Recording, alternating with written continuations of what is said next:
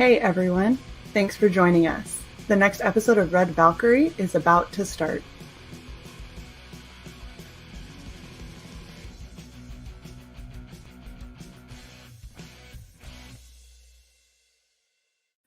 Hey everybody, welcome to another episode of Red Valkyrie. I am your host Shae Zombie, and I am here with a very good friend of mine that I just loved so much that he had to come on twice in 2 days. I've got the amazing Matt Crott. How you doing, sir?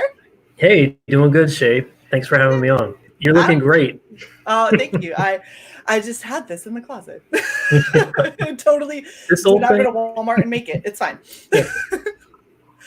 So we are here because Matt has his own campaign. So last time we had you on yesterday, it was for Crotts, which is phenomenal. Mm-hmm. If you haven't checked it out, it's in the very first couple of days. Please go check out Crotts. It is so awesome. And I'm so happy I actually ended up having a little bit of money just kind of poof back into my account. And I was like, oh, I'm going to go back this right now. Oh, great. So I can't wait. I'm getting my black and white version because it's what's recommended. That's what he wants. He wants everyone to get the black and white because that's how he envisioned it. Well, that's what I'm going to get then. You can't stand in the way of what the artist's vision is. And I love that he has a passionate, directed vision. And he's very clear and honest about that. Oh, yeah. That's really key. Well, and it goes so good with the noir. The fact that he's doing a noir Dick Tracy kind of, and he's got spot colored. I'm like, okay, it's perfect. Like I'm sold. The second we convinced him to do the gold accents, I was like, that's what I'm doing. Yep, that's what I'm going to get because it's going to be beautiful.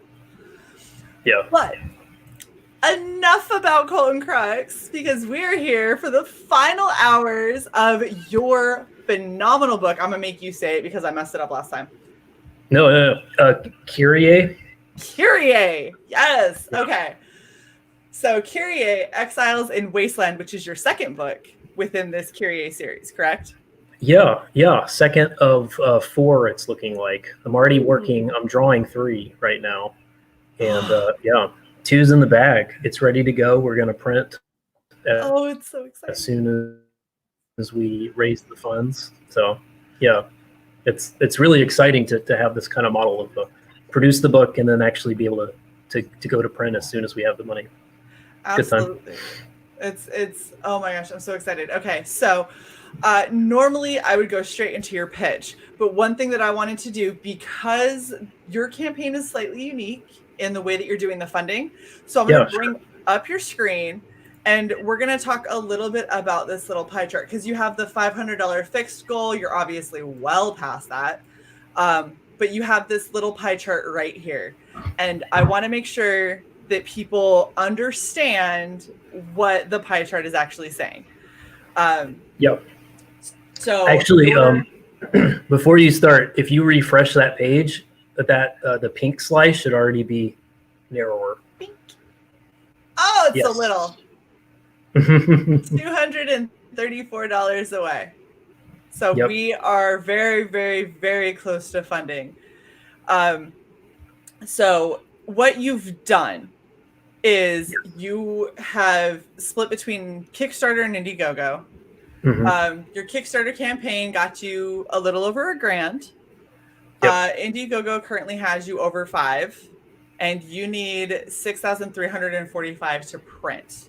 Correct? Yes. Okay.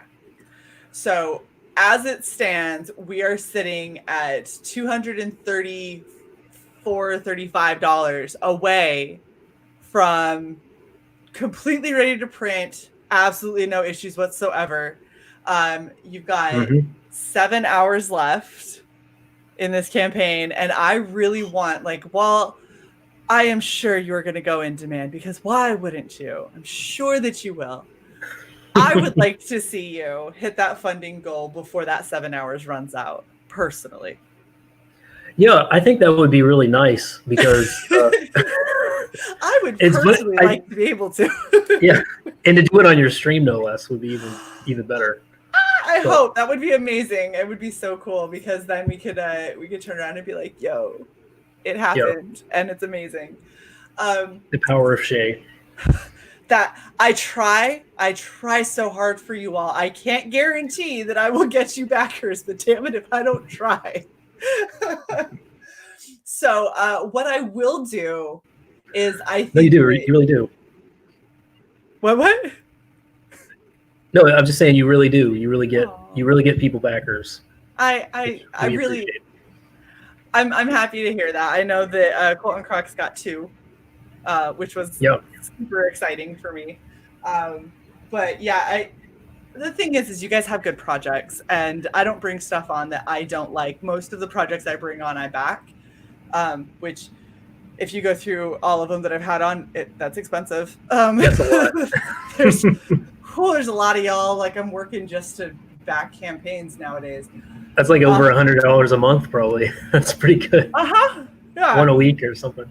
Yeah. It's like a lot of my fun money. It's fine. So what I do want to do, because I really like the look of Kyrie, I like your style. Thanks. You did the really awesome version of me that I thought was super cool. Yeah. And we were talking about having you join my merch store crew and do some of that stuff, and that would be really awesome to see, just because I like your style. It's so unique from everyone else's. If you go and check out my banner, you can tell like your style is very different from a lot of other artists, and that's what I love. I like highlighting new kind of styles and outlooks and talent. I hate my dog. I'm sorry. Anyway, it's all good. Thank you. So let's get into what Kyrie is. Let's go ahead and get into your pitch, and let's start showing some of this beautiful artwork. And that is kicking off to you. Oh no, your audio. Yeah, so I like to say it's You're good. You have a weird delay. Is this better at all?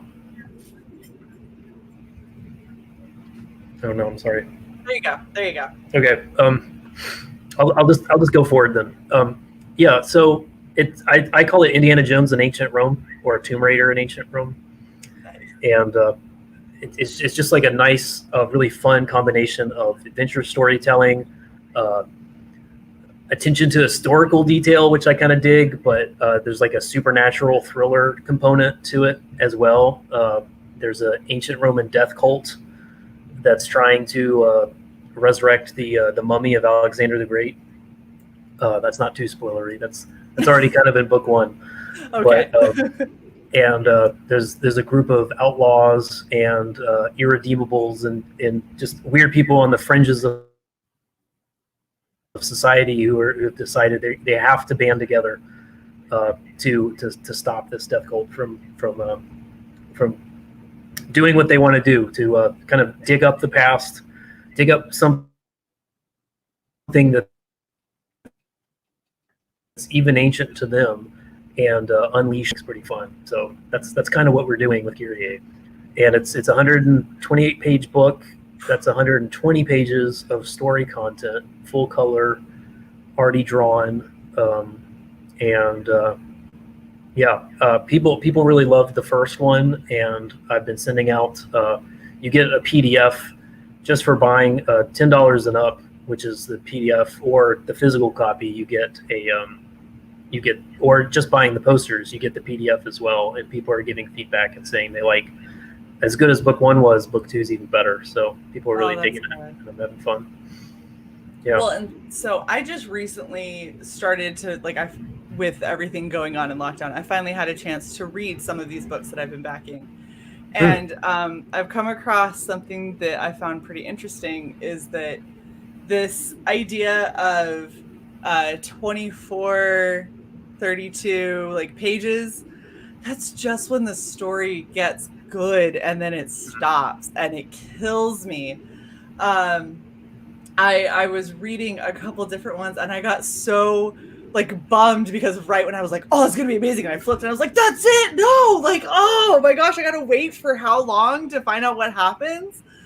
And so the fact that this book has so many pages, I really feel like it's going to give you enough time to get the right kind of pacing and the right kind of feel for the world and for the story that you're telling, and to make sure that everything kind of gets to have a nice journey, and you don't feel like you got your knees taken out from underneath you right as you were getting into it. Yeah, and I mean, part of it is I typically use bigger panels, so that's part of it. But I'm not using anything. I mean, if you were to scale my stuff down to what other people are doing and really fill up pages, I mean, you're getting the equivalent. You're getting a 64 or 80 page book that other people would draw, where they stuff like 8 panels in a page. But Yeah. you're getting like a beefier. It's like a heavier quality product for the same, honestly, for the same price or cheaper, right, than what other people would. And not, I mean, this isn't throwing shade on anyone. It's just that because I'm producing it all, and this isn't paying for it doesn't contribute to my income at all. It just pays for the printing of the book. I have a lower amount that I have to raise, so I don't have to charge as much to produce this book as other people do that have teams. So right. that's a big part too. But yeah, Oh, there's a lot of sure. story content. Well, and I think that there's something to be said. So obviously, I think that this is actually something that I kind of wanted to get into when I go more in depth about like storytelling and writing streams and stuff like that. There's a lot to be said for your choice of panel size and how quickly someone is going to run through your book. If you have a bunch of tiny little panels, to me, that's telling me that this is quick action that's happening and we're, kind of blowing through it. And I tend to read up to the speed of how the story is written and how the storyboarding is kind of pulling me through. When you have a bigger panel like this, generally in my head, it's telling me there's a lot for you to take in, which is why I dedicated a page to it, or why I dedicated more to it. So you kind of take a little bit more time to digest what's being said and what you see. Yeah, I feel like at least when I read comics and asking people about this, I think this is generally seems to be true, is that people don't want to they don't want to go faster than a minute or so per 2 pages. They don't want to be flipping. They don't want to be doing this like every few seconds. So if you give them bigger panels, they are going to spend more time on it, especially if there's more detail. Which and when you're doing like sweeping vistas, like the big part of the story is the scenery and trying to make things feel big and like Lawrence of Arabia big. I think it's important to go bigger with the panels, and it does kind of slow the eye down a bit, I think, in a nice way. But yeah. I think that probably in a way that you don't necessarily you don't notice it as much as that you're taking more time. It just kind of naturally happens because like this scene right here, there's just so much small little detail and stuff. Like you got this really cool bit that's over the arch that, if you are looking at pantheons and stuff like that, they always had these really elaborate stoneworks that had inlays of either jewels or paint or stain or whatever to try and really make it ornate and beautiful. And you've actually done that throughout all of this book. And it makes me want to just kind of chill on the page for a second. It's just, I feel like it's got good pacing. Justin Dutton in the chat, he pointed out that Kyrie has Sithra by Jason Brubaker vibes. Jason Brubaker is arguably my number one influence. He was a big guy. He's the first person to break 6 figures on Kickstarter, maybe 10 years ago with a comic, and he kind of showed people you could do the graphic novel, nice glossy, thick, big panel kind of books, and really raise a lot of interest and money with that. So he's been a big influence over the years. So I guess he kind of taught me to go big. Oh, that's so cool. That is. It's very, very cool for sure. Oh my gosh, it's just so pretty. Thanks.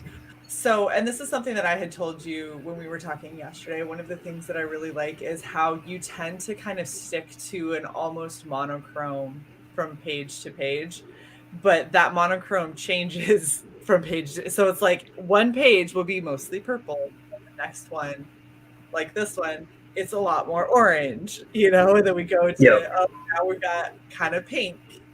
And well, this is a lot of like earth tones and it's like page to page, everything kind of shifts a little bit, but it makes it really interesting.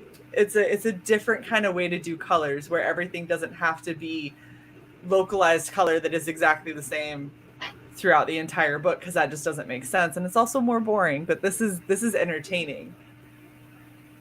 Yeah, thanks. I think I like to think of color in terms of mood a lot. I Yes. think it adds, it's like the oxygen of the page in a way. It needs to be like the atmosphere that you're breathing as you're kind of going through the different scenes. And so I don't try to necessarily use local color so much as to use color that feels hot, you know, or feels like a nice, you know, midnight kind of cool, or a nice evening shade, and really try to push that. I think that's really important too, is a lot of people don't pay as much attention. When you have really good colors, you have colors that know these colors invoke these kinds of feelings and emotions, and if that's what I'm going for, that's what I'm going to use. So I like Yeah. that you do that, but you do it in a really, really big, overt way, instead of other colors will do it, but they'll do it really subtly, and it'll be like, you know, I just want to make sure because this person's more intense, so they're going to wear red. You're like, this scene is intense, so everything in the scene is going to be red, and it's like, oh, that's a different way to do it, but it's really interesting. Yeah, I guess it's like, maybe, like, I'm just thinking aloud, but I grew up on European comics for the most part, which don't use a lot of spot blacks, and typically in American comics we do a lot of, you know, just like heavy, like just inked in shadows, and that's a way to convey mood for European or for a US type comics that most people are used to. Right. So maybe I'm trying to think, I might be trying to do, maybe I'm making up for that fact where shadows convey mood more in American storytelling, or where the spot blacks are, than color does. And I think maybe European type stuff goes more with color, because there's just the whole thing's, you know, there's no spot black, so you might as well go nuts with color. But thanks, it's fun. I had a professor in college. He asked me if I was colorblind, because I was really pulling myself back, and when he told me, it was like one of the best questions anyone's ever asked me, because I was just doing very neutral colors all the time, and that got me so self-conscious. I was like, I really need to learn how to really have fun and go 110% with color. So I made that like a very intentional thing for years now, and I think I think it's nice to see that other people appreciate it. Yeah, well, and that's actually, so like we were talking about a couple of different artists who maybe don't get as much exposure. One of the things that S.E. Tonks says all the time whenever he's talking about color work, and one of the reasons why I love so much of his like painted pieces, his mantra is shadows are not black.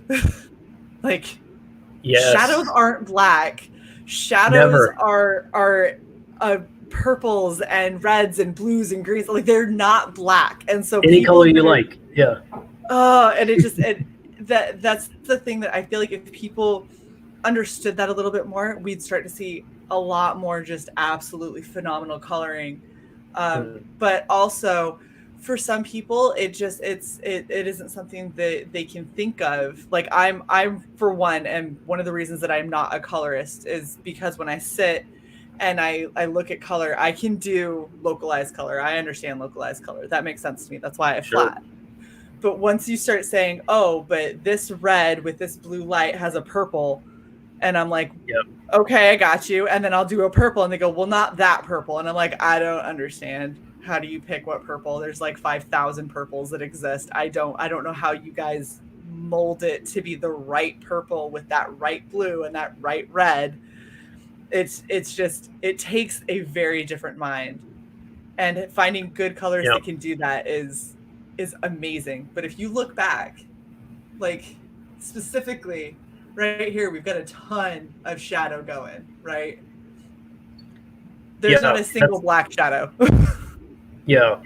Like, it's by they're having a discussion by a campfire, and so the shadows should be warm because there's going to be a lot of glow, even where the fire isn't directly isn't providing casting light onto a figure. The shadows themselves are going to be more glowy because close to that fire, it's going to be providing like an ambient sort of thing. So I would go with like a purple shadow instead of a blue. Yeah. Like that. It's just, and like for me, I'm just like, okay, it's pretty. It looks pretty. I like it. It's pretty. That's all I got. Yeah. But I really like, and I like the way that you've done this, where I like seeing stuff that is coming out more and more throughout CG, throughout indie comics, that isn't such heavy blacks and such heavy lines. Like there's a place for that. That's really traditional. I like non-traditional. I like when I get to see brushstrokes, when I get to see people like what Colton Crux is doing, where everything is black, whites, and grays, and you're like, no, these are perfect. Yeah. And that's another issue. Like when we're talking black and white comics, a lot of black and white comics do such heavy blacks that it's really hard to pick out detail. I was just talking with Come Get Some. I was on Come Get Some this morning. We were talking about Frank Miller's Holy Terror. And there's no gray in that. It's either black or white. There is no gray. It gets really difficult to discern what everything is because of how sketchy it is and because everything is so heavy. Yeah, it can kind of feel kind of blown out in a way. Yeah, it's overwhelming to your eye to try and pick out stuff. And so when I get to see stuff like this feels relaxing to me because the colors and the way that everything's done and the lines are just enough to make sure that it contains that color, but then the colors are really loose and really, kind of flowy and everything. And I love that because it makes me feel like I'm going to pick up this book, I'm going to open it, start reading it, and I'm going to be taken on a journey, and it's going to be fun and relaxing and entertaining, and there might be exciting parts, but at the end of it, I'm going to be like, oh, that was good. That's what I'm looking for. Going for good, going for pleasant, enjoyable to the eye. Yeah, that's, exactly. That's key. Well, and also I'm a big lover of what some people might refer to as Skittles vomit. I love bright colors. I really do. I have sweatshirts and stuff that are just powdered with a whole bunch of different colors, and people are like, that is hideous. And I was like, this is my soul. This is what my soul is like. Just same. Hashtag same. And I love seeing other people that are like, I like color, so I'm going to do a lot of color. Just everywhere. Let's just do them all. Yeah. Yes. Oh my gosh. Okay. So these are some stretch goals. This is adorable. This chibi is adorable. Oh my gosh. Yeah. It's a good style. She hasn't been hired yet, but if we were to hit stretch goal, she's pretty she's a cool carrot and stick. She does good work. She does good chibis, so I'd hire her to do a bookmark. But okay. So what are these stretch goals that we're trying to get? So first things first is the book itself, of course. Yes.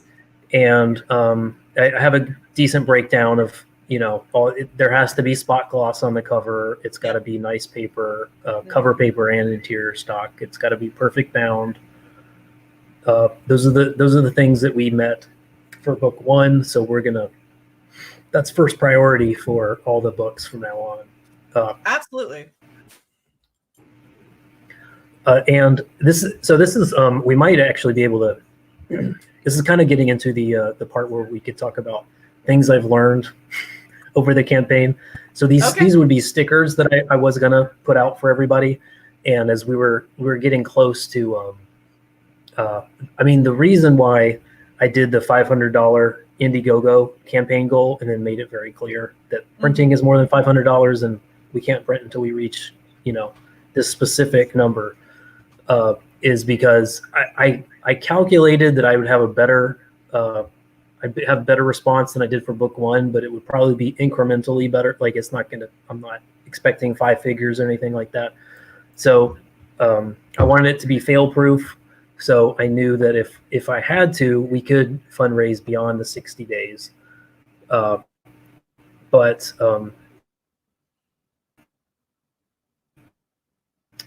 fund, but it's just a matter of like maybe we don't have the stretch goals. So I just went ahead and bought a bunch of these stickers and had some of them made, 3 of the best that people liked the most.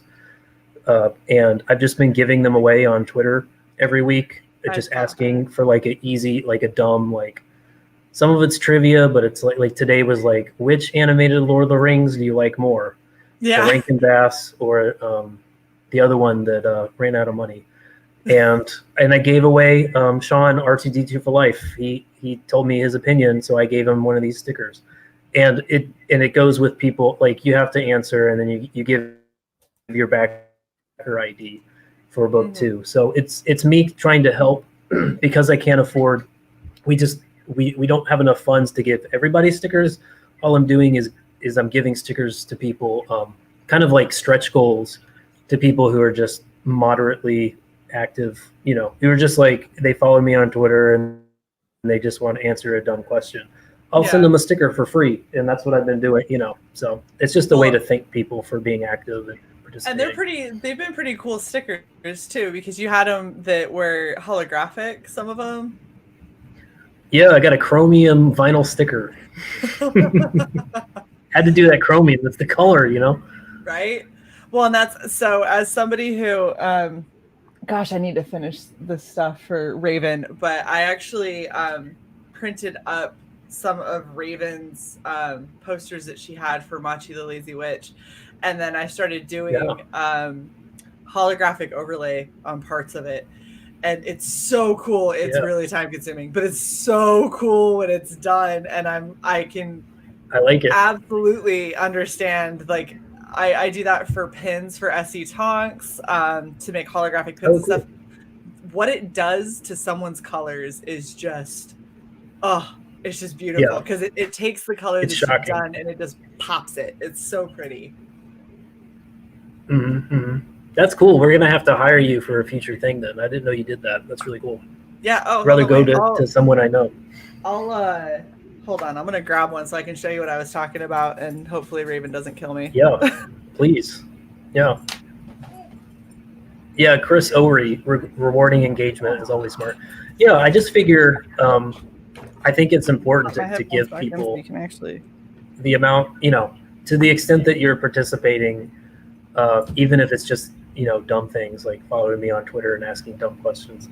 I mean, I'll give you stuff for that because I don't have, we have 170 backers, I think. I don't have 170 stickers, but I have, I have 40 and I can probably get 40 people to engage with me. So why not just give you free stuff for that, because you got to do anything you can, I've been giving away, like, another thing that I learned is drawing original art for people. Like, drawing original art does not cost me anything other than time, and some colored pencils or something. So I might as well.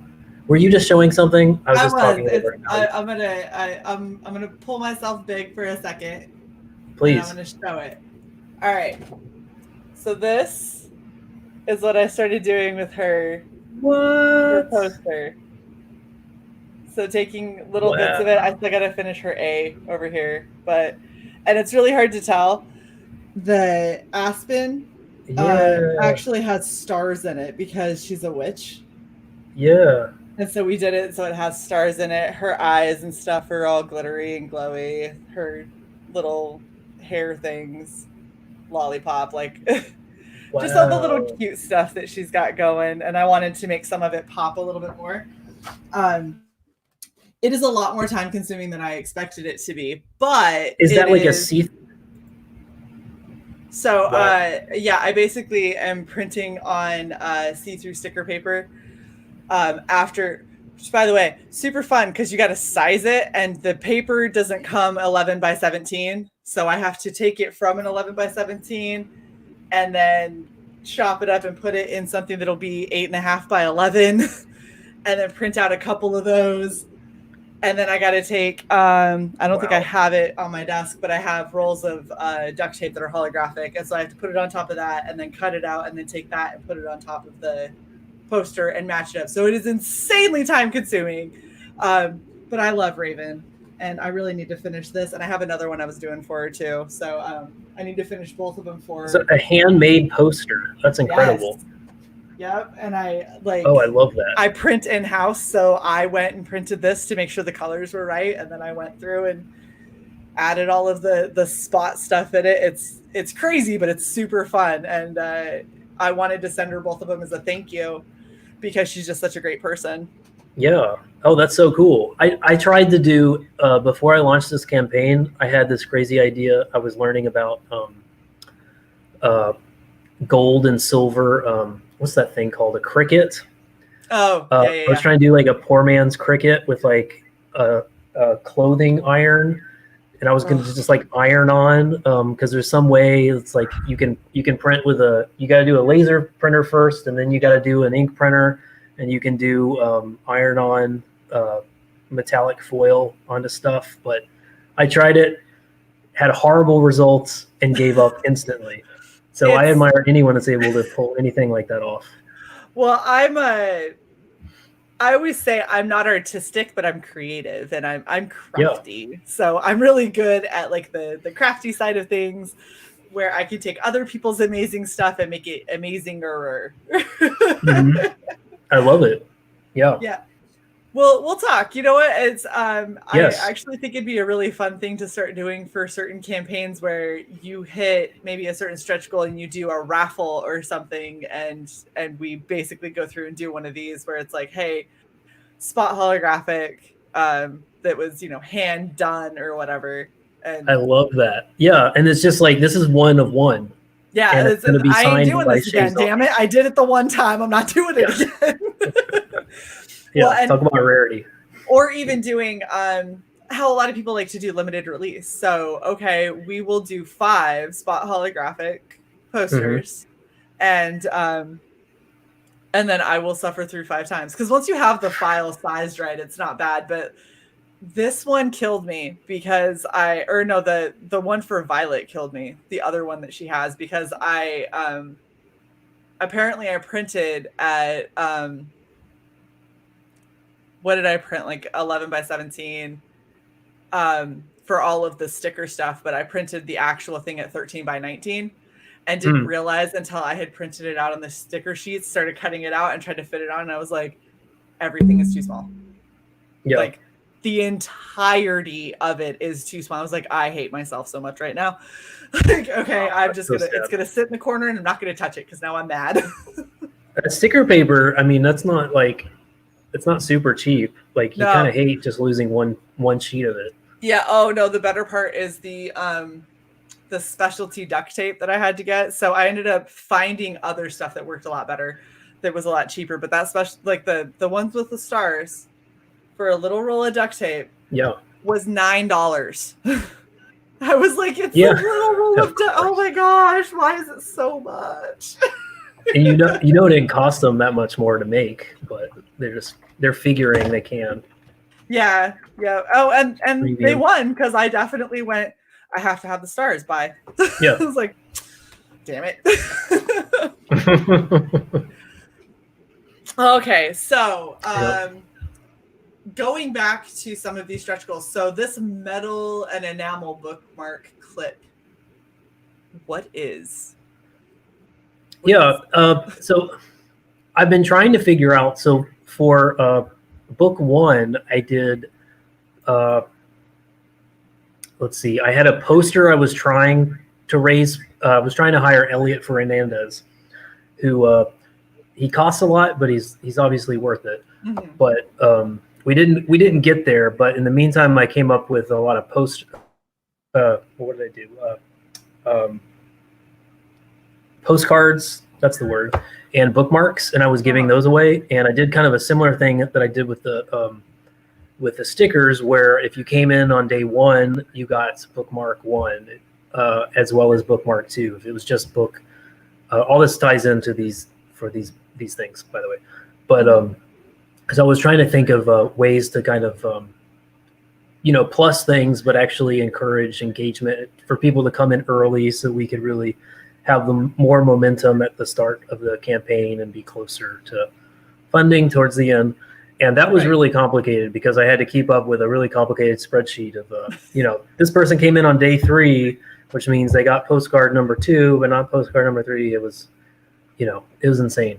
So I was still trying to think of ways I can plus the campaign for book 2, but have less of that kind of insanity. So the enamel bookmark was me thinking like, people got laminated bookmarks last time. Maybe people would want metallic bookmarks this time, which I thought could be fun. But for the most part, I think people have really responded to the poster idea, which I really dig. Like, again, like we still had Elliot Fernandez. Every time I do a book, I'm just gonna have him be a stretch goal, and maybe we never get him, but maybe one time we do. But people really like the poster thing because, like, kind of like we were talking about yesterday, I think people really enjoy. There's a lot of different artists in the CG community or indie comics community that are very talented, and people just like to see their different takes on other people's campaigns, and it's fun to kind of celebrate that sort of collaboration. That so even with like a bookmark, I'm like, I'm going to hire someone who does a style that I can't do to make a cool bookmark that's metallic and has cool, like, it's like a stained glass bookmark. Like, why not? Absolutely. Or if I'm going to hire someone to do a poster, that's what we kind of did. And also another thing was I front loaded the campaign somewhat. I hired people before we started to do posters. I just kind of saved up money at the front end so that they could all be paid. That was already taken care of. And then I can make sure that there was going to be a poster with everyone's book. So it's almost like we already hit our first stretch goal on day 1 because on minute 1, because I just decided everybody who gets a book also gets a poster. So that's already set. And then we just have, so that one would be, I did variants. I did this red variant or pink variant for Indiegogo. I did a green color scheme for Kickstarter. And so people already get stuff, even if we don't technically hit stretch goals. Your package is coming with more than a book. You know what I mean? So that was kind of important to me. And if people wanted to if they wanted to purchase posters, and a lot of people seem to really dig this, I had that as available as well. Because that's, I don't know, it's just me kind of contributing to the collaborative spirit. And So anyway. Well, and they're very different styles, but I love this. Like, this looks like an older, almost like a Bond movie kind of poster. The way you got it. This one, 1,000% looks like a movie poster because that's exactly how you made it look. Like, special guest star Alexander the Great. I love it. You got the PG-13 rating at the bottom. Like, it's just really like cute and kitschy, and I like that that's there. And then you've got this one this is the one that I was talking about yesterday, where you have all of the bars and the monochrome that really kind of plays off of each other, like the pink and yellow and the green and blue, and it's another visually appealing thing to look at. And I was telling you need to get these, like, you need to get yourself a Teespring account, and these need to be individual across on t-shirts, on hoodies. Like, that would be amazing on the back, and just put Kyrie on the front. Like, that'd be that's a great idea. See, hire me to help me with PM. I got you. Oh, and this one. This is gorgeous. This is isn't that incredible? So pretty. And by Omar Casanova. He's got like, I checked, he's got like 275 followers, and he deserves 1,000 times that. Yeah, I don't understand that he's at just all. Absolutely incredible. He does really great Marvel art. He does a lot of he's from Puerto Rico. He does a lot of conventions and stuff like this, and he does he's like the guy that does a lot of cool prints, and will draw you original art at a convention. I think he makes good money doing that. But awesome. With things kind of, the whole like shutdown, like he just kind of collaborate so that he can get get paid making a poster for me. Yeah, So. absolutely. I'm gonna have to have words with him about merchandise potentially, because that's a really cool style.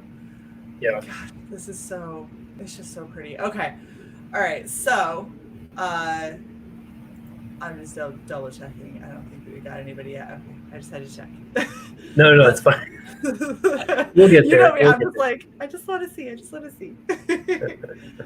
All right, so let's go over your perks. And so people kind of have an idea of how they can help you get that last $235, because that is not a lot.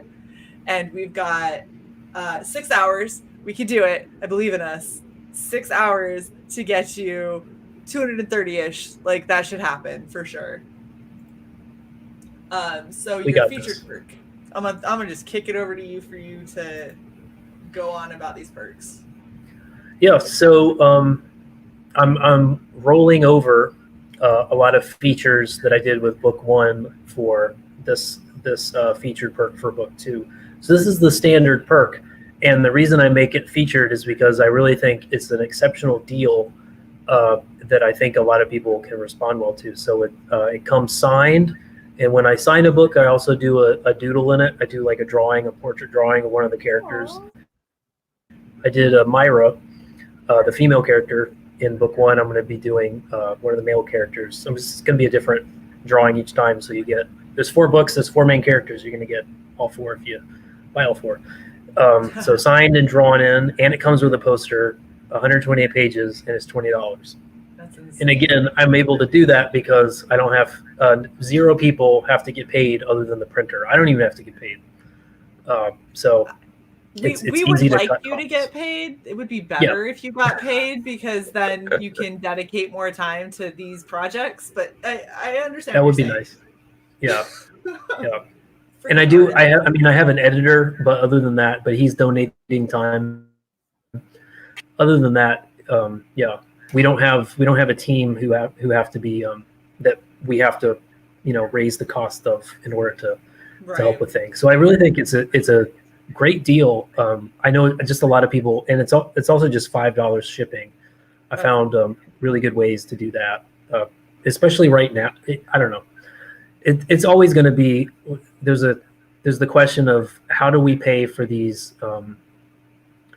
How do we invest value in these books when they're at these premium prices that are oftentimes more than maybe what you see in a store, your local comic shop, and I guess the first thing for me is to make sure that number is as low as I can possibly get it.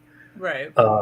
And then the second thing for me to do, I guess this is equally, is all the things that I can do that I can offer for free, like already hire an artist out of my own money, which is fine, to draw a poster, and then for me to design it and color it, and then for me to do, to sign it and then do a drawing in it, which I do think we're going to get. I'm going to talk to Colton Crotts yes. about signing things, because I do think he thinks it's dumb because he's being bashful, but I think it's nice because it's all part of this.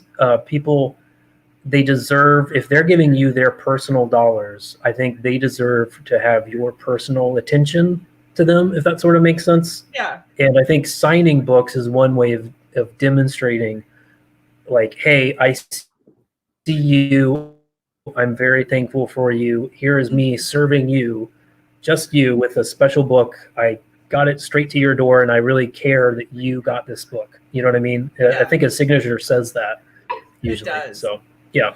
And after talking with him yesterday, I don't know if you're going to get him to agree for signatures, because he seems very passionate about he's a nobody, which is just ridiculous. But another thing is potentially getting like how we were talking about doing postcards and stuff. You might be able to convince him to just buy blank postcards and have him do a little thank you on the back. Mm-hmm. Okay. And then you and I can talk about getting a piece, like one of his prints or something, printed up on postcards on the front, and then you can just tuck those into the books when you go and ship them. Oh, wow. Oh, I love that. Yeah. Because I mean, what's the cost? Like $30 maybe to ship It won't be bad. 100 postcards and a little, yeah. No, and that's the thing is if you sent him a bunch of postcards, and we can talk about this more after because it's probably not all that interesting for other people, but if you sent him a bunch of postcards, he could go through and write his thank you or whatever on the back of it. And then, I mean, I do printing on postcards all the time. Okay. You and I'll talk and we can work out a deal, but it shouldn't be bad. And just print up one of his pieces on postcards to just kind of give people like a little like, here you go, like it's a little bit into this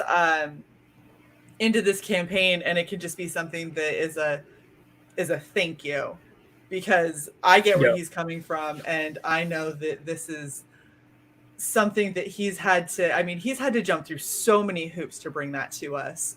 And you are such an amazing person to be somebody who is like, I will help jump through the hoops with you because I understand and I want this project to be able to get out to people. So that would be kind of a cool little like, hey, thanks for coming along this crazy ride with us because the Ukraine kind of sucks. Yeah, like I know that he genuinely he is floored. He's shocked every time someone buys a book. No, he doesn't need to be. I've watched his Twitter where he was like, somebody else. And I'm like, of course they did. Have you seen your book? Your book is gorgeous. Yeah. So signing something and giving, like, he would sign things. He just needs to know that it's actually a viable approach. So I really love that. That's a really great idea. I think that's very doable.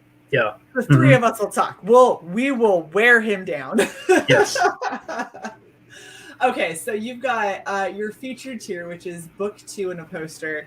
Super cheap, really, really awesome. Definitely something you should look into. All right, your next tier. Yep. Just so if you buy a book, you also get the PDF. If you want just the PDF, you can get it here for $10. So. Which, I mean, is insanely cheap. Yeah.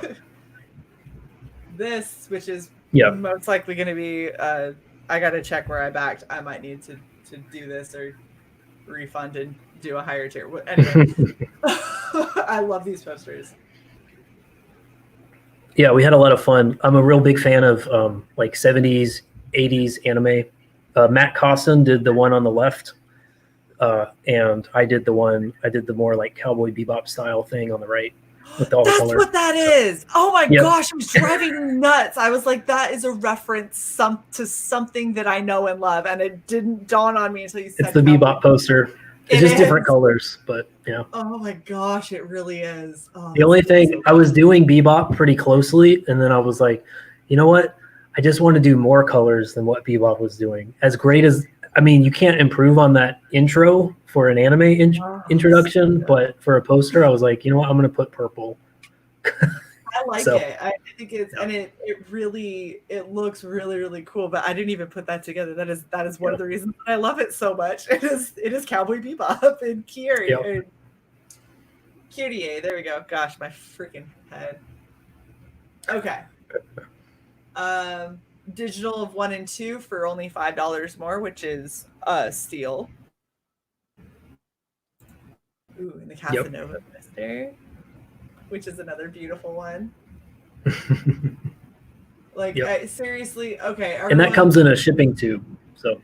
Which is great, because then they're going to be 11 by 17, and they're going to be something that you can frame without a seam in it. It's going to be amazing. Yeah. If you spend $15, you're getting shipping tubes. That goes with the 2 poster combo as well as the deluxe Casanova. That's important to me, and it's free U.S. shipping. So I think it's a pretty good deal. Yeah, absolutely. And if you don't follow Omar Casanova, because he's on Twitter, right? Yes. Okay, everyone go follow him. Like 230 cents, that's ridiculous. No, go follow him. Like he needs a lot more love than that. He is very talented. Okay, so now we've got book 1. So if you missed out on book 1, here's your chance. I don't know why you would go to book 2's campaign and only get book 1, because that seems silly. But sweet hero. And all of these are add-on perks too on the back end. I'm just trying to uh, trying to cover bases. It can be tough because people want a very personalized order, but you don't want to overwhelm people with like a wall of perks. So You really don't. it's trouble. Like I haven't had a lot of. Did people get? Yeah, some people just got book 1, and maybe they added book 2 on the back end, and you get it for cheaper. Everything. The book is the second. If you get one book, you get the second book for $5 off on the back end. Okay. But it's which is the same as just ordering it. But some people don't realize that you could just scroll down and you've got the $35 tier that gets you both books. So you might as well. So that's if you want all the posters plus the book. So that's $5 off the posters. So is this all the posters, or is this the 2 posters plus the one that already comes with it, but not the Omar Casanova one? That would be the Omar Casanova one. You have to add it in separately, but you get it for free shipping. So it would all go in the same tube. Yeah. So you wouldn't get charged extra, if that sort of makes sense. So yeah. Yeah. Okay. I just wanted to make sure, because if we say all of the posters, it's technically not true, because Omar's you have to get as an add-on. But oh no, yeah, you're right. Do I say all the posters? No, you just now did verbally. Oh, sorry. that's why I was just specifying. Because Omar ended up being a later edition. So these are the original posters that you were going to do, and then Omar came in. So yes. Just to make sure, so you get the 2 posters and you get the one that is free because you got the book, which is so cool. I'm so excited. The $35 tier that you were just talking about, so you get the books 1 and 2 and the poster. Yep, both books 1 and 2 are the same amount of pages, so that's 256 pages of content. Jeez. In a poster. I'm gonna be reading forever. It's gonna be great. Small retailer bundle. So if you've got a couple of friends and you wanna go and get 3 copies, save on shipping. Not that shipping is expensive at all. Yeah, it's not. Oh, and you throw in some bonus content, do you? Yeah, I think people we did small and large retailer bundles for book 1, and people bought into both tiers. This time people are just getting the large bundle, which I guess is an improvement. But we threw in swag, so I'll probably be throwing in stickers and stuff like that as well. So people are going to get, and it seems like it's helped sells books more, because these bookstores are like, if you buy this book, you get all this extra stuff. So people like that. So I hook them up. Yeah. The ultimate pack with the no shipping cost. So this is book 1, 2, the poster that comes with it, plus the other 2 amazing posters that you had in the 2 poster bundle. Yep.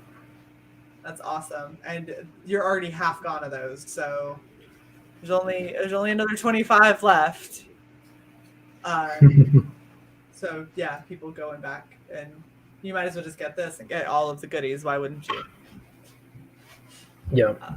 Yeah, even that's a good deal, I think, because I mean the amount of pages of story you're getting, you get 3 posters.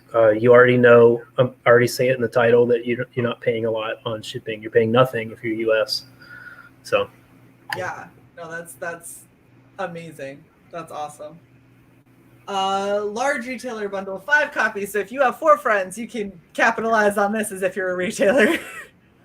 Or you could be a retailer and actually get this bundle and put this amazing comic in your shops, which would be amazing. You've had 2 people claim it, which is super awesome. Yeah, that's nice. And to support the troops perk, I love it. I mean, I'm military, so of course I love it. But this is always awesome to see, especially because I know so many people who go and deploy, and just being away from civilization as you know it for 4 to 6 months at a time. Like, my gosh, they go there with laptops and flash drives and movies and everything that they can possibly think of. And some places you can get Amazon shipping, and that's good because when you get, completely bored out of your mind, you Wow. can order some things. But I mean, you're still shipping it out to who knows where, and who knows if it's actually going to get there. And so doing stuff like this, where Yeah. it's like you're going to work with a company to get this book out to the troops at no cost to them it's so awesome. And it warms my heart to see so many people do that, because I know that it means a lot to people when you're downrange and you're, coming under fire and things are just kind of shit. It's like, oh man, someone cared enough to actually get me a graphic novel so I can escape from this for a little bit of time. Yeah. Yeah, it was important to me to do that. When people started doing these perks, it was honestly, it wasn't something I thought of 8 months ago with the book one. I don't know if people were discussing it then, but once I saw that was the idea, I made sure to calculate the costs and figure out how to do it. And it's at cost to me, so I'm making no profit either. Right. It's just paying. It's literally it's at cost for printing. So it's really a big. We had one person who jumped in on this, and it's just a way to facilitate someone else's generosity. I mean, it wasn't my idea. It's not my money; it's their money. They want to support the troops, and I want to facilitate that. Is kind of how I see it. So I'm just being the conveyor belt of generosity from the person who cares about the troops, and then the troops. You know what I mean? So yeah. Happy to do that. Well, and that's really awesome. I'm really happy to see that somebody actually backed it. That's really cool. And I love how you put in here, you're like, I'm doing it at cost. I'm not pulling a profit on this. I want to make sure that if this is something that you want to send forward to the troops, like it's something that you obviously care about, or it wouldn't be in your campaign. And to have somebody go, you know what? I'm with you. Here you go. I'm gonna give you about $100, and I want you to send this forward to our men and women who are overseas, who are keeping us safe. It's just, I love that. It makes me so happy to see. Yeah. Happy to. I'm just following orders. You know what I mean? I'm happy to follow that order. If someone else gives me that order, I'm going to do it. That's great. Sir, yes, sir. That is wonderful. Oh my gosh. I seriously am so excited for this. I really, really want to see you. I want to see you get up to, 5 figures. And I know that you are an incredibly humble man. But I definitely want, at least I want to see you like keep this in demand for a while, give people the opportunity to, hear about it and to back you. Because I mean, once I get my copy, I'm doing a review on this. I will do a review on books 1 and book 2. And after people kind of hear about the stories and hear about what people like or didn't like or whatever, then they might be better informed to take a leap of faith on somebody that maybe they don't know as well. And I want to see this do really well. I really, really love how you've done like the coloring. I feel like the pacing is probably going to be pretty good. The page count is phenomenal. Makes me very happy, and I'm really excited to see what this is going to turn into.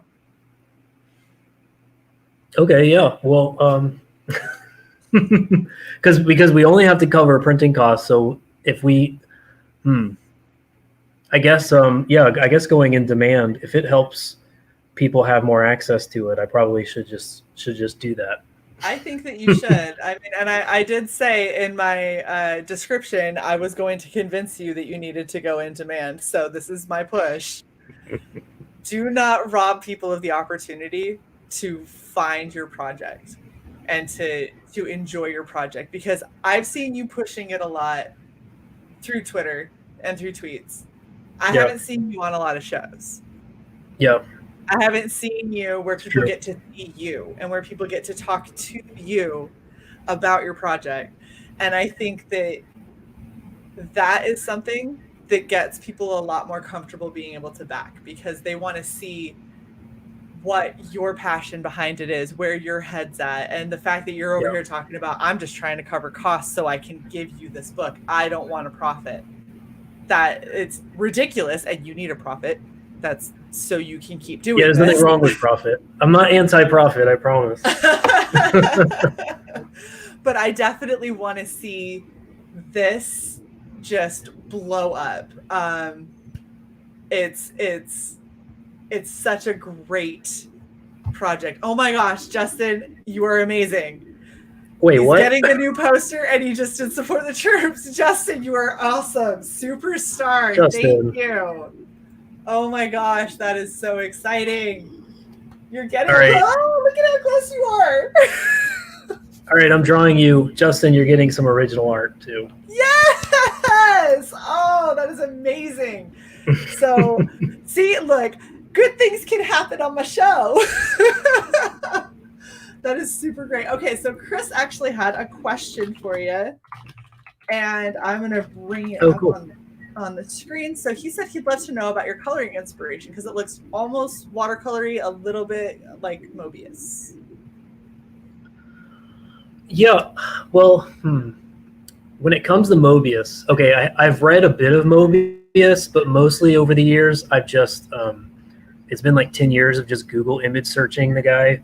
Mm-hmm. And I guess the Mobius vibe to me is understanding deserts really well in a colored way and doing the lean clear kind of, there's no spot blacks. It's just like really nice, clean art line work and letting, not minimal line work, but open, just kind of letting the color speak a lot, I guess. And so in that respect, he has been a big influence, especially when it comes to exterior environments and thinking in terms of warms, cools. He's got that non-local color vibe where it's like, I just want to go with like, how can I do yellows and purples in the most interesting way possible, where it really feels right and it feels atmospheric, but it's completely kaleidoscopic insanity if you really think about it.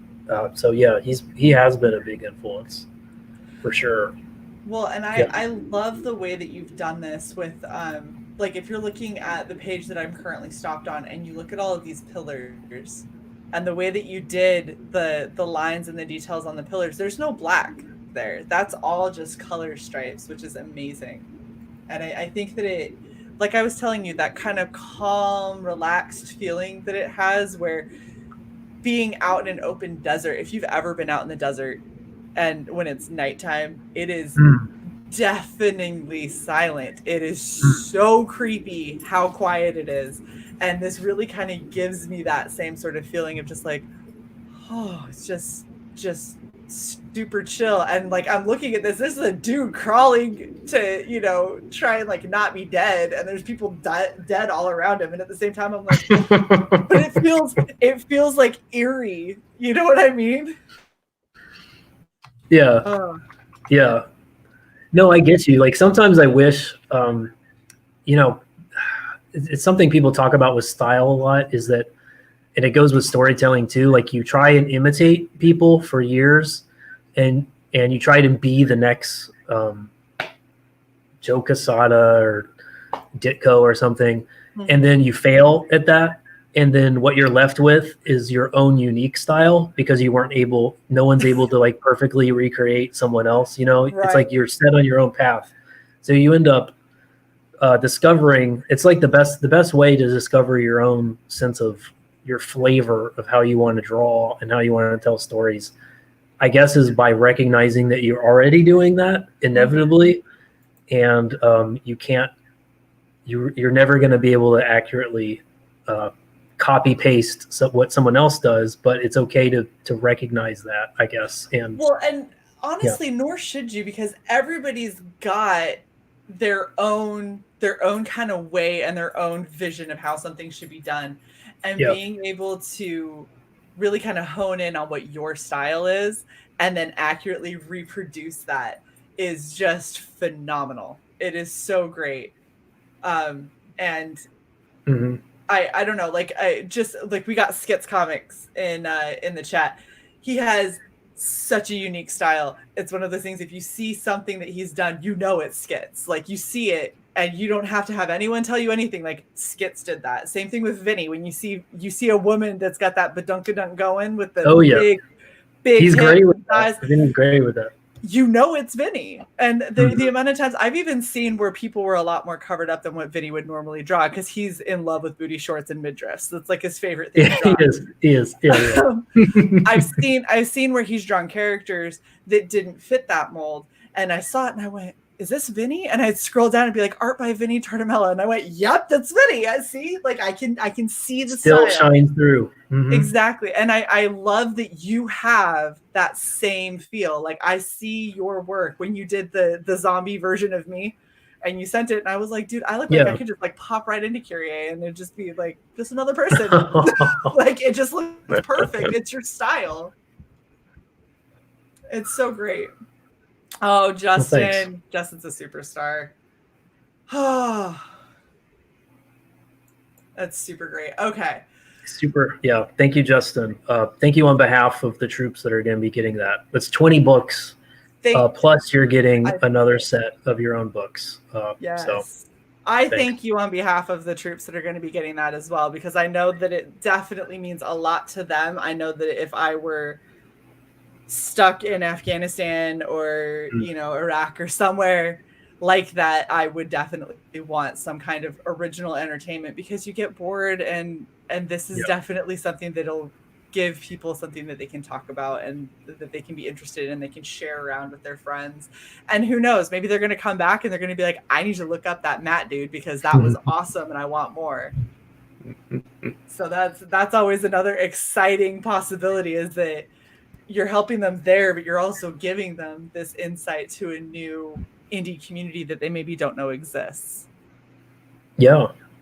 Oh, I love that. Inviting them into a world that they might not they're otherwise not a part of, because the amount of people that I work with who have no idea that I do this, I've have entire conversations where I start getting into details about how to fulfill an Indiegogo and the best ways to do comics, and they're like, you know a lot about this. I'm like, yeah, I just inherently know a lot about this, and there's no other possible 60 plus reasons that I know about this. If you look at my YouTube channel, like, I know a lot about this because it's something I'm passionate about, but a lot of the other people don't have that same kind of insight, and being able to be like, hey, this exists. If you thought the comics were just for kids, or if you thought that all comics were just going to be superheroes and the only people that you could go to was Marvel and DC, and look at what they're doing right now, so comics are obviously dead, you're ushering in a new crew of people by saying, like, this is what we can do. And we're not huge yet, but this is what we're trying to do, and get them interested again, and get that childlike wonder when you very first read your first comic book and it was oh my gosh, this is the most amazing thing in the world. Like, you're giving that to adults, which is awesome. Yeah. Like helping people, especially in America, where, like you said, the medium of comics gets equated with a particular genre, a really awesome genre, but just one genre, superhero. Yeah.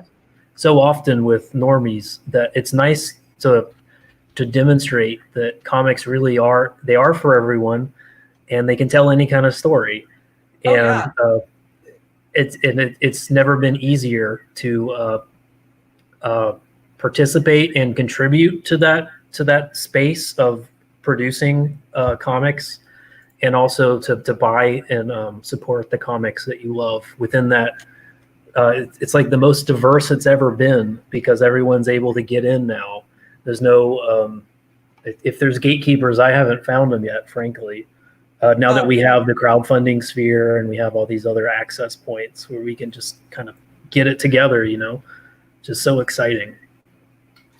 So, you know what else is really exciting? What's that?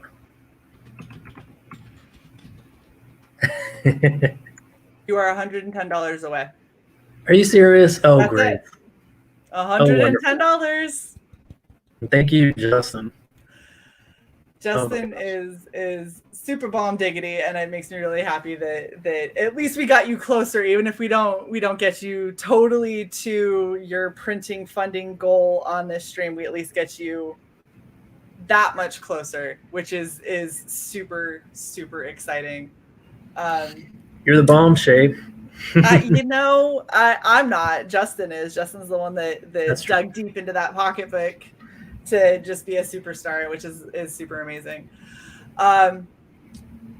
So he wants to know, where do you get your posters and prints done? Who do you go through? Well, I don't have a high volume I have to do. So my day job, I have access to a really high quality printer that I can get them made through. And I'm researching either that or, gosh, you know what? Off the top of my head, I can't remember what the, I feel like all posters has a minimum of like 50. And probably for the one that comes with every book, I might be going through with them. But for the smaller stuff, I might be printing them on sheet roll stuff at work and hand cutting them with a, what do you call it? We have like a professional printing service basically thing at my day job. So that's great. I might just kind of hand do it. There won't be any chromium on it. Not yet, not this time at least, but it'll be personally taken care of by me to guarantee quality. So there's that. That's awesome. Okay, so we have Skips here. I'm going to ask his stereotypical questions that he hasn't asked in a while because we keep on streaming at the same time. Yeah. But so one of his main questions, what do you think was the biggest success of your campaign this time around? To put you on the spot.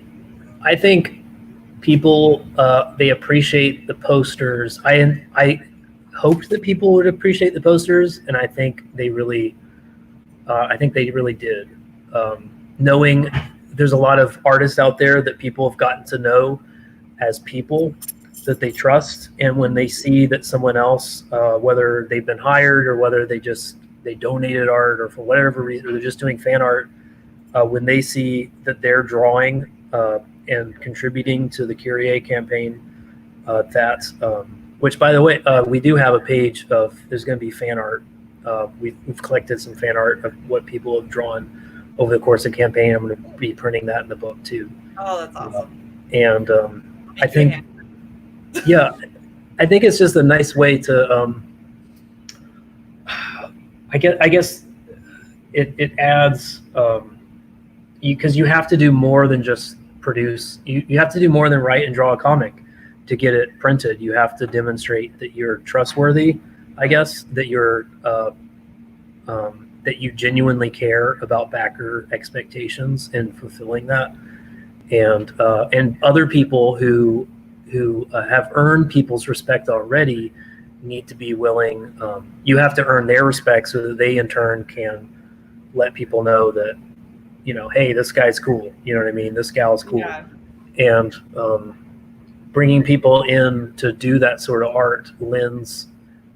It sounds weird to say it this way. It does lend credibility to the campaign, but not like in a facade sort of way, but in a other people believe in it too. So I don't know what I'm trying to say, but it shows that there's kind of a movement going on. There's a community spirit to what we're doing with the book. It's just some weird guy standing over a laptop trying to talk about comics. Like it's like something that other people have already invested in and they care about, and they're going to put their talents to help get it over the top. So I guess the poster thing would be the number one thing that I've learned. It's a lot better to do that than just a bunch of weird postcards that you design yourself or bookmarks.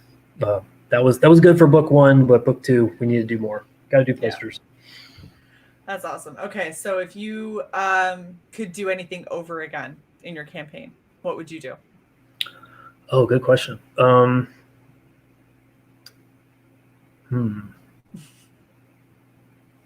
I think it would have been nice. I've been thinking about this. It would be nice to have front-loaded another, like one of these like I thought up 2 weeks ago to do the sticker thing where I'm giving away stickers, and maybe if I had thought of that in week 1, so I could be giving out free content to backers from the beginning. Not that I still have enough stickers, so I'll still be giving them out till they're gone. But just starting at the beginning with giveaways would probably be a good idea. And yeah, maybe not confusing. I don't think there's a lot of stretch goals that I think people appreciate that we got over the top, that we achieve them, but they're not necessarily excited about. Once they get them, a lot of times they just kind of go into a drawer, which I completely understand. I respect. It's more like the idea of like, yay, we continue to succeed. It's just like winning and winning. Like I love that we just keep winning with this campaign, but I don't necessarily need the swag. So finding ways to give people stuff that just like, maybe I don't even need to offer this metallic bookmark thing. Like I don't have to go in those directions in the future. Maybe it's just posters. Maybe it's just I don't want to change the format or quality of the book because it's already a really good quality, but I don't want to jump into crazy stuff with that because everything's got to be consistent. So yeah, probably nixing the bookmark thing and spending money on the front end on maybe more posters so that people can just kind of add that in already. So anyway. You know what I think that I would recommend for you as far as please. that you could do differently when you do book 3? You really need to get on a lot more shows. Yeah. And I know I can tell based on the absolute just yes, let's do this. Shows are difficult, and I get that. Like it's aside from being difficult for scheduling and time, and I mean, we've been doing this for over an hour. It's been an hour and 16 minutes that we've been on, and they're exhausting. And on top of all of that, it's always so nerve-wracking when you're the one that's on the other side to go and be like, okay, so I'm going to sit here and I'm going to talk about stuff and I'm going to try to not ramble and I'm going to try to not sound like a jackass and I'm going to hope that everybody likes what I have to say and maybe we won't lose views. But at the end of the day, these kinds of interactions, this is how people kind of get to see you. And granted, out of this hour plus show, we're probably going to have people watch about 20 to 25 minutes of it. That'll probably be it. Most people, and that'll be the average across all the people who've been in this chat since we started. Most people are probably going to click through it. Most people are going to get about 5-ish minutes worth before they're going to move on to something else, unless they see you talking about something that they really enjoy, in which case they might stick around. But we're giving them over an hour worth of content for them to be able to look through to decide, do I like this creator? Do I like this project? Are there things about this that I think that are worthwhile? Should I go to this Indiegogo? And being able to give them a place where they can go and be like, okay, I see what he's doing. I'm on board. I think that I do want to go and back this. You're giving them a little bit of something. Not to mention, if you wanted to take that little bit of extra time, and this is something that a lot of creators don't do, but you can always talk to the person whose show you were on, ask if you can get a downloaded version and do clips and take those clips and use them as promotional feeds for your book. Wow. Which a lot of people don't think of, but you can take some of the highlights where if you had a moment where something was said that was really cool, or like this where Justin backed and we got all excited. If you wanted to take those small moments, clip them, and then put them up on Twitter and be like, hey, this was so awesome. Thanks again. Or, oh my gosh, if you didn't know this about Kyrie, this is what you got to see. And you can see 2 minutes, but you've given them a reason to, go and check out your campaign, to go and check out what you're providing. And you're saying, I understand an hour plus is a long time to look through to see when Shae finally stopped rambling and we got to hear something good about the book. You can say, let me give you the 5 minutes that really, really matter. That's a fantastic idea. I feel really dumb. I've never even thought of that. I've seen people do that, and I haven't thought of doing that for myself. Very few people do. Very, very few people do. Thank you, Chris. I'm so glad that we got you to take a look at this campaign, because that's exactly what we're trying to do. Cool. Thank you. I love the idea of people taking these moments when they're on streams with various creators or various YouTubers and clipping things down and being like, this is why you should go back. Hey, look, this is what this person said. This is the endorsement that I got from this area or whatever. Because aside from helping you, it also helps your YouTube personality that you were on with, because hey, when I was on this show, this is what happened, and now people are going, what the hell is this show? And oh my gosh, this is a cool book, and you've given them things to think about. So that's what I would recommend, simply because I know you because I harass people on Twitter all the time, and I'm like, oh my gosh, your art's amazing, I need to talk to you, like, be my friend, let's have conversations. And you and I have been talking for ever since you very first started posting stuff about Kyrie. We've been talking, and we just finally in the last 6 hours get you on the damn show. Terrible. No, it's all good. Oh, it's so funny. But no, those are wonderful ideas. I'll be doing that for sure.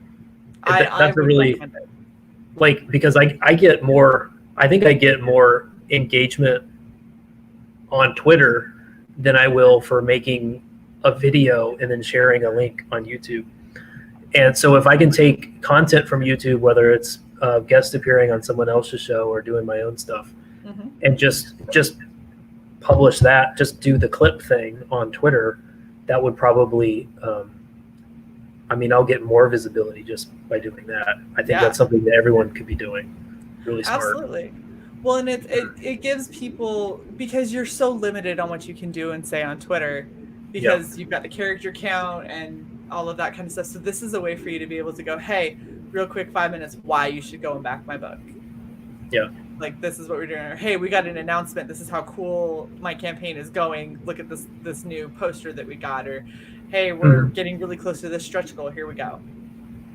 Yeah, love it. I'm going to do that. You know what? Once we're done, I'm going to do that. I'm going to do that for this the deluxe Casanova poster before we end, before I go to bed for the night, so that when I wake up in the morning, we'll be funded.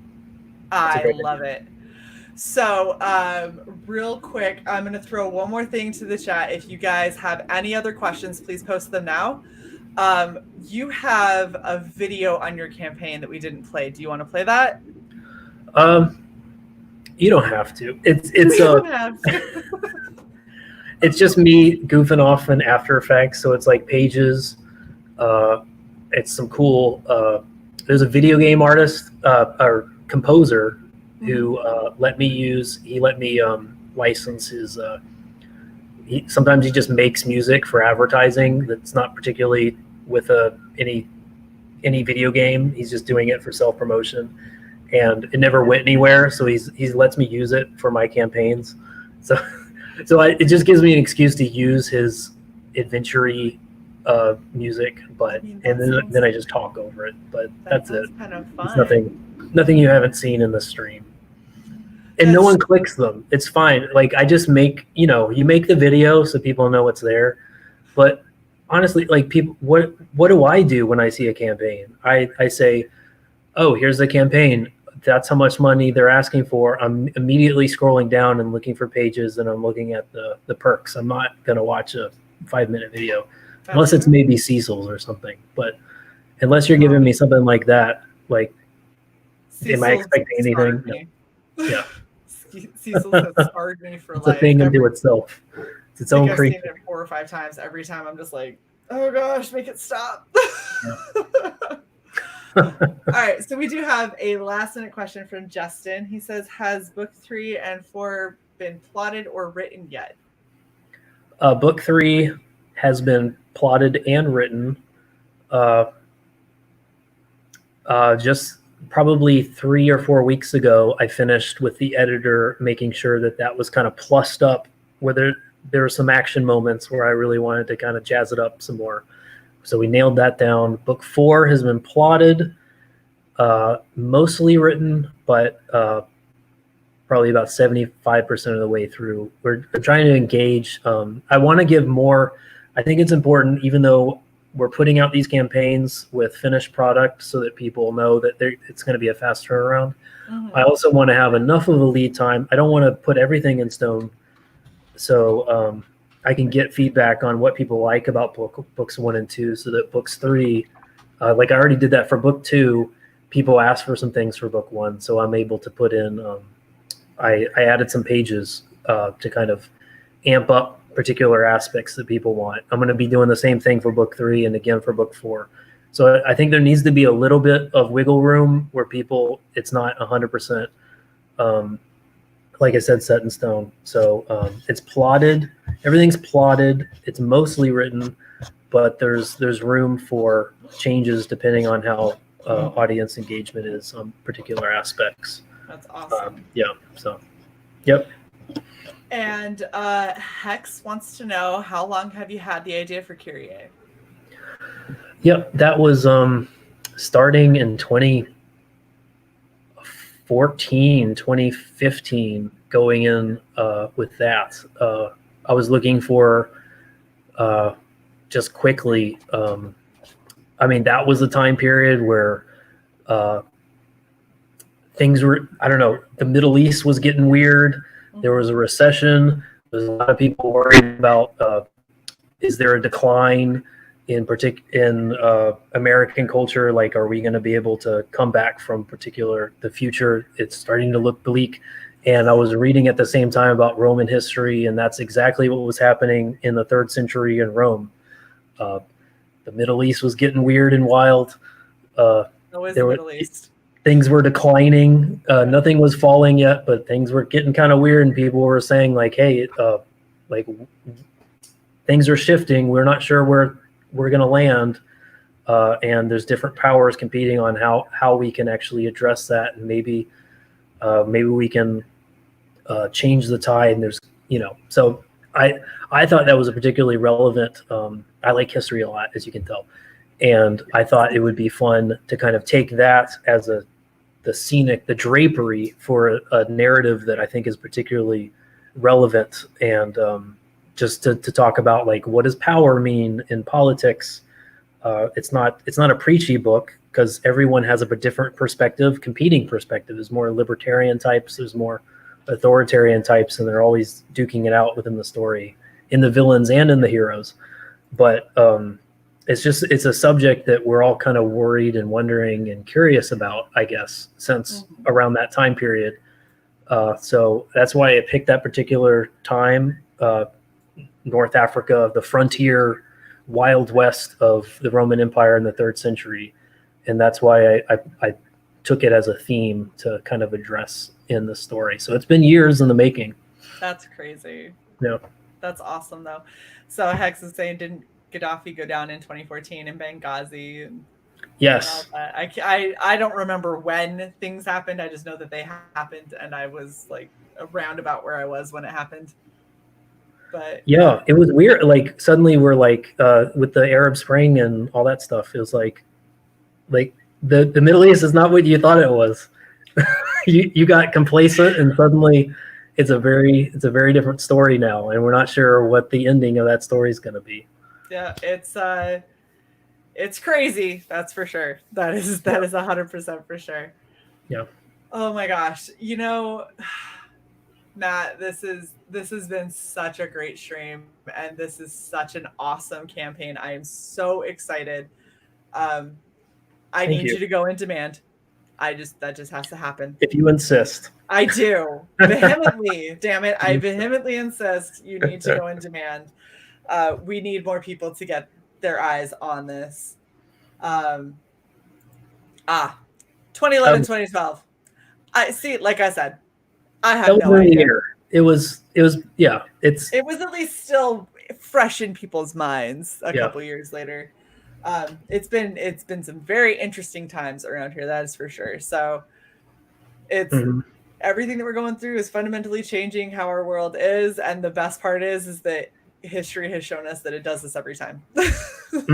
We always seem to think that this is, oh my gosh, this is the first time something like this has happened, and then people start talking about, I had somebody tell me, you're going to be able to sit and talk with, your grandkids someday about you lived through 9/11, you've lived through this pandemic. And I was like, yeah, when I talked to my grandfather, he had lived through World War II and the Depression and all of these things. And it's like, we're not as unique as we sometimes think we are.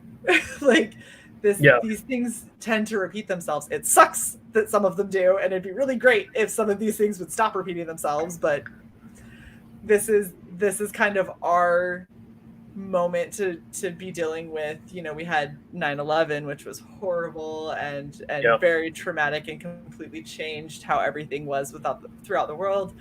This that's currently going on is going to forever change how we interact with people. It's already changed so much of our day-to-day life in the past, 30, 40 days, and it doesn't look like it's going to stop anytime soon. This is something that is a continuous cycle that just kind of, it's human nature, and this is how we keep going back around. So it's really cool to be able to have Kyrie as a book that is talking about stuff that is kind of more historical, and then seeing like, okay, this stuff is happening and this is kind of happening over here, and it shows that cycle very beautifully. Which I guess I find comfort in, is that human nature is it's got, we've got the best and then we've got the worst of what planet Earth has to offer, and that I don't see that changing. The only thing, I guess, people get frustrated when they think it can change. They think this is the generation where human nature changes, and that's precisely the generation that gets really upset when they're disappointed that it doesn't change. Yeah. So maybe that's something history teaches me. But that's the funny thing, is it's like, this is also the same generation that doesn't see the value a lot of times in looking. They're like, why would you look to the past? Let's look to the future. And you're like, you look to the past because of what's happening right now. Because this happens frequently, and so you've got to pay attention to how things were before, so you can avoid those same mistakes. They're going to look back at how we handled all of this, and they're going to say, wow, shutting down the entire economy was a wrong move, and a lot of people had a lot of issues because of it, and it'll turn into whatever it turns into, but this is a learning moment, and we're alive for it. Take notes, because you're gonna need those notes. Get ready to tell all your grandkids, I remember back when. But this is amazing. Even with everything that's going on, you are doing phenomenal. You are so close to what you need to fund, and once we get off of here and I can log in without doxing myself to everybody, I plan on seeing where I backed and probably changing it to back a little higher, because I don't normally go for posters, but I love these. They're beautiful, and they're very very well done and very interesting, and I definitely have to make sure I'm getting them. So thanks. Thank you so much for being on.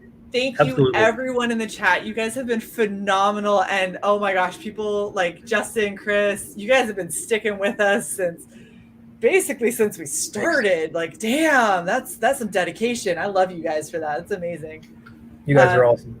Thank you so much, Matt, for coming on. I'm so glad that we could get you in your last couple of hours. Please go and back Kyrie. We are $110 away from him hitting exactly what he needs for his printing. And it's so close, and I want this to be such a big success. I really do, and I want you to be able to make as many of these as possible. Yes, Justin, you have already backed. Don't you back anymore? You've backed a lot. But you guys are you're doing phenomenal stuff, Matt, and you're doing great things for the indie community and helping out other creators in just absolutely phenomenal ways. You deserve all of the success that CG and indie comics can possibly give you. Thank you. And I love this. I absolutely love this project. It's the most, I mean, it's the least I can do, really, is to not just make a quality product that respects customers and delivers on time and gives people more than what they expected, but also to get people paid, other fellow creators that I can hire for these posters, so that spreading the wealth, I guess. It's all I can do, and And getting on more shows probably would help other Yes. shows too. So you gotta get more people to know who Matt is, because you're awesome.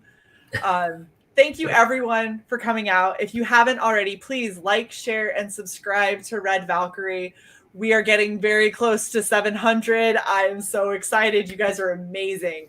And yeah, just thanks everyone who's going to watch on replay. Thank you everyone who stuck through with us. Thank you, Matt. You guys are all phenomenal, and we will absolutely catch you next time. I cannot wait. Have a fantastic day, everybody. yeah.